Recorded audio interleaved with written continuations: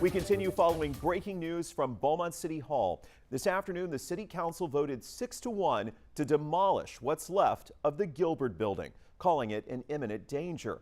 Owner Tom Flanagan has 5 days to tear down that burned out building. Good evening, Southeast Texas. I'm Jordan Williams. It's the culmination of a story that 12 News has tracked for months. City building inspectors recommended tearing the structure down. Today, the council held a public hearing, and that included hearing from an engineer to talk about why the building is being called an imminent danger. The capstone is very loose and is in danger of falling. Not all of them, but some of them. And I did call that an imminent danger. The council also heard from Flanagan. He was unflinching, offering a scathing review of his recent dealings with the city. In the end, he blamed the fire on the city's lack of downtown security, oftentimes going back and forth with council members. Have a listen. You're the owner of that building. Are you not responsible for the security of that building? Yes. All right, there you But go. is the city also responsible for security downtown?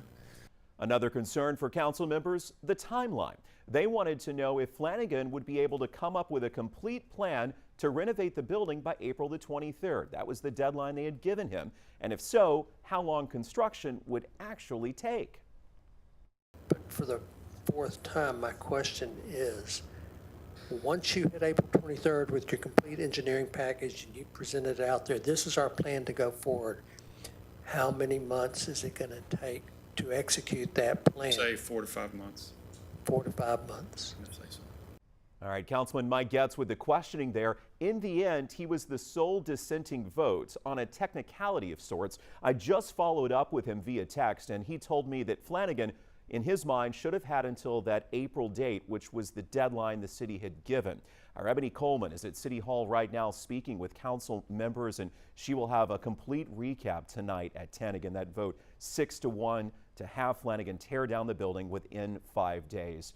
In the end here, people downtown have been waiting a long time, 9 months in fact, since the fire last June. 12 News reporter Kayla Chote has been talking with some of the frustrated business owners who have been waiting for this day to come. She's live downtown. Yeah, Jordan, even though council voted today to tear down the Gilbert Building, the ongoing uncertainty over the future of the building forced Toluca Trades to relocate.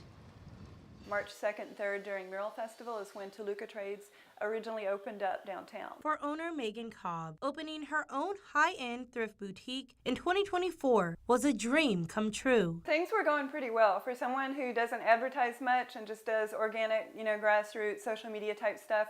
It was doing very well. But on June 6, 2024, everything turned upside down when the historic Gilbert Building next door went up in flames. I would say that changed pretty much with the advent of the building burning. Not so much the building itself, but the barricades and the traffic being stopped right in front of our stores there. Making it tough for customers to find her shop. 2 of the existing businesses had been there for a very long time, so I don't think that they suffered as much, but it did affect everybody. So she moved her shop into her home in Old Town. I would say that if the building had been addressed one way or the other, we probably would have been able to stay downtown. I would have loved to stay because it was a beautiful space, and we're all for downtown growing and becoming something. Cobb says one day she hopes to bring her business back to downtown.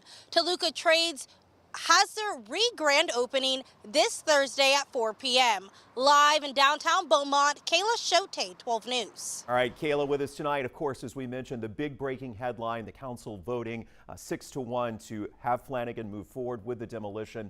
And we're going to have continuing coverage tonight at 10 o'clock from our Ebony Coleman.